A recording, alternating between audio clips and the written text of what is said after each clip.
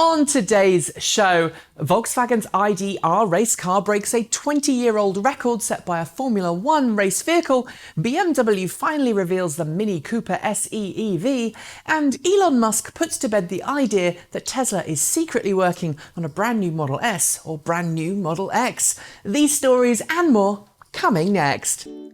This is Ecotricity's EcoTEC Roundup show from New Zealand's only carboNZero certified renewable electricity company. We are 100% Kiwi and 50% community owned. Switch today at ecotricity.co.nz. Welcome back to another roundup in the world of clean energy and transportation. As usual, I am super glad that you're here to join me. The Volkswagen ID.R race car has been something of a halo vehicle for the brand in recent years, showcasing Volkswagen's electric vehicle tech and proving at racetracks and events all around the world that EVs are here to stay.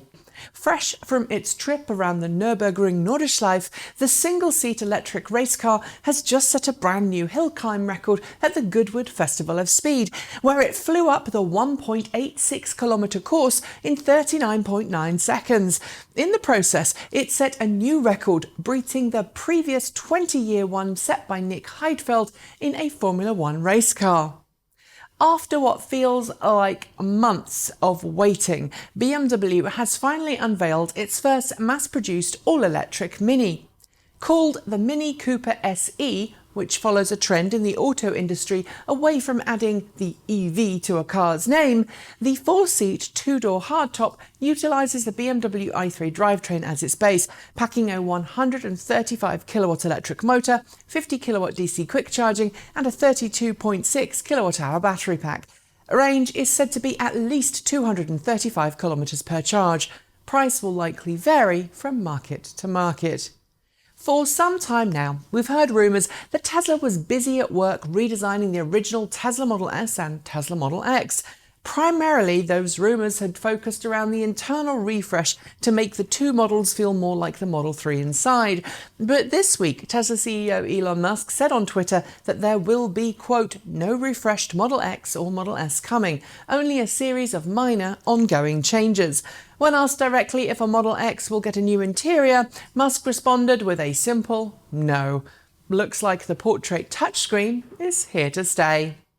Volkswagen and Ford have announced an expansion to their existing working partnership as both companies push towards an electric, autonomous future. The expanded agreement will see Volkswagen join Ford in investing in Argo AI, an autonomous vehicle startup, as well as give Ford access to Volkswagen's NEB electrification toolkit. It will eventually lead to a common platform underpinning both Ford and Volkswagen electric vehicles.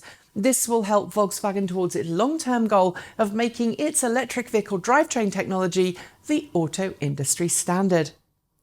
The Tesla Model 3 has just received its official EuroNCAP safety ratings and, as you might expect, it's done extremely well, scoring a full 5-star rating. Scoring 96% in adult occupant protection and 94% in its safety assist categories, the Model 3 did less well in child occupant tests, although I should note it's still far higher than many other cars at 86%. In fact, its poorest test result, vulnerable road users, was 74%, a score that's fairly average for most cars today. FIAT has confirmed a €700 million investment in its Mirafiori production plant in Torino this week, a plant where it says it will produce the all-new next-generation Fiat 500e from next year. The current generation Fiat 500e is very much a compliance car, but Fiat seems to be suggesting its next-gen 500e will be more available with an annual planned production of 80,000 units. While Fiat hasn't detailed any hard specs yet, I'd expect it to be a mid-range electric car aimed at the more affordable end of the EV market. As Harley Davidson prepares its live-wire electric motorcycle for market debut, it's been busy making it as easy as possible for riders old and new to head down the open road. This week, that's resulted in the announcement that US customers will be getting 2 years' worth of complimentary charging at Electrify America charging stations across the US. At least that 2 years assumes an average of 250 kilowatt hours of quick charging per year, which is about 32 Electrify America quick charging visits during the 2-year period. Is Tesla about to ramp up its Model 3 production? According to one Chinese parts supplier, China Fine Blanking Technology, yes.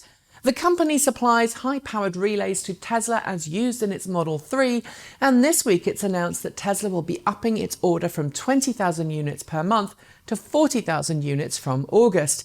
That would take it pretty close to 500,000 Model 3s per year, a figure that would get Tesla a lot closer to the 700,000 or 800,000 units it's currently shooting for as a production figure for 2020.